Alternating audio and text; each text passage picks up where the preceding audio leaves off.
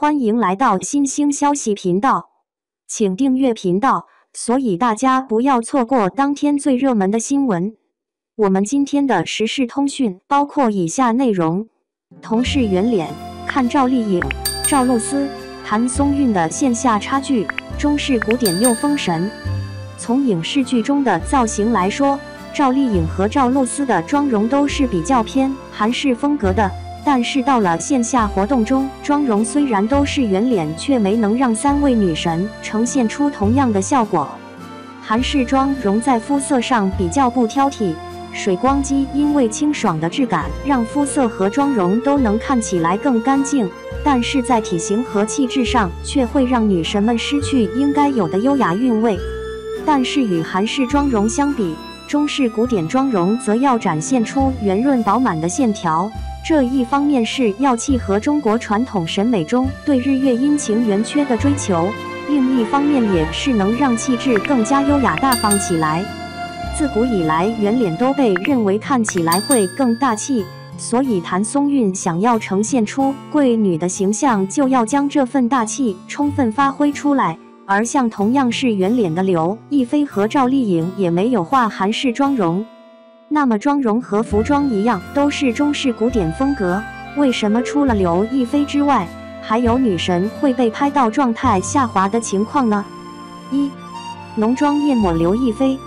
刘亦菲的活动造型一向可以说是很稳了，毕竟刘亦菲不仅是拥有了国人的千百个盼望之后，成为了神仙姐姐，在气质上更是让人感觉清冷而迷人。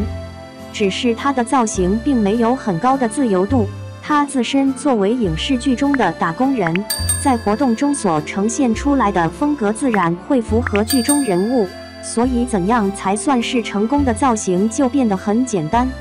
在活动上，刘亦菲可以说每天都像是在搞慈善，穿着各种风格各样，但是都让人有一种看着不太舒服的造型出现在媒体们的镜头里。这次活动中，刘亦菲的妆容依旧是浓妆艳抹，但是这次她并没有被大家在状态上批评，反而大家都觉得这套造型让神仙姐姐更加气质出众。这套造型除了妆容艳丽之外，也是浓妆艳抹的原因之一，就是刘亦菲选择的是用偏深色的唇膏搭配白皙的肤色，会让肤色和妆容形成鲜明对比，而显得总体上愈发浓厚。只是在古典中式风格妆容里，口红颜色深浅是要适度把握住的，因为太深的话就会显得很老气，但是太浅又会因为黑白对比过强显得没什么气色。好在这次刘亦菲得到好评，是因为大家觉得她和活动主题契合得非常好，所以也算是为媒体们进行了一波返秀。二、新中式谭松韵。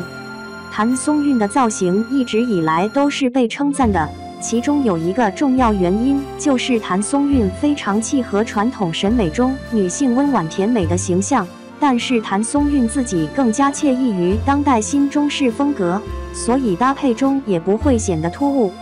新中式风格就是将传统中式元素与当代流行元素相结合，让女神们在尽管想要拥抱更流行一些的当代元素的时候，也能兼顾中国传统审美对贵女气质和形象线条轮廓给出的要求。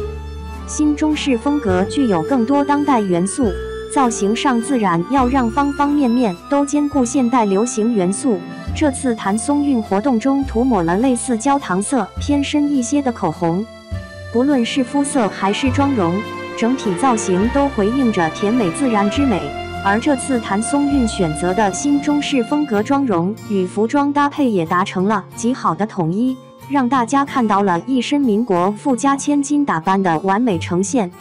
其实谭松韵全程表现都很棒，只是在时尚审美高度趋近前吃了些亏，为此也早早就磨练出了自己强大的内心，不会被网络上恶评论这样的小事情轻易影响自己的情绪和心态。德艺双馨，这句话说她绝对没问题，但不仅如此，谭松韵还加入了新中式。如果中国传统文化能够广泛传播，那她绝对是其大大的助推器。三、清爽甜美赵丽颖。赵丽颖和赵露思之间看似韩国审美流行影响了后者，去迎合潮流，促进了中国传统审美的落下，但其实前者并不符合传统审美，也和现代流行一样令人失望。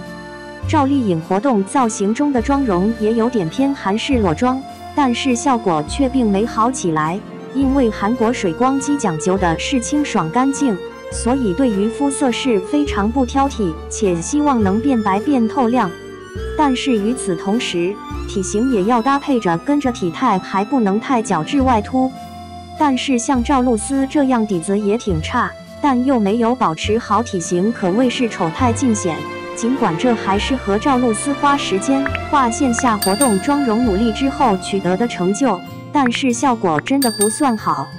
恰巧赵丽颖也是这样，只是像赵丽颖这样底子再差，但是还保持得很好，就会让她整个人看上去非常精神。同样搭配清爽妆容，就会显得活力满满。尽管在中式古典审美里，赵丽颖走这条线也没这么佳，但是不能否认还是效果好的。如果说汉服略婆娑遮了体态瑕疵，那锦袍宽大同样遮挡不住脸圆深拥带来的处处不美吧。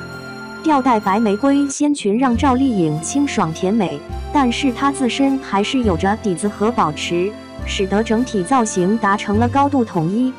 小编觉得，更何况中式审美是讲究优雅大气的，没必要在日常中雾面，你的面部线条就显得圆润逼人。如果能更和谐加浮光更好看呢？韩式追求水光肌适肤度色彩浅，且想要能有闪亮反射之光，但能做到这一点的脸角质水平总归是不高啊。与中国的大多数女性们一样，不同国家不同地区各自都有盛行，各自中国特色。别的不说，看看日本对姑娘们和演员亮眼却不浮夸，还是中国工艺吧？你觉得呢？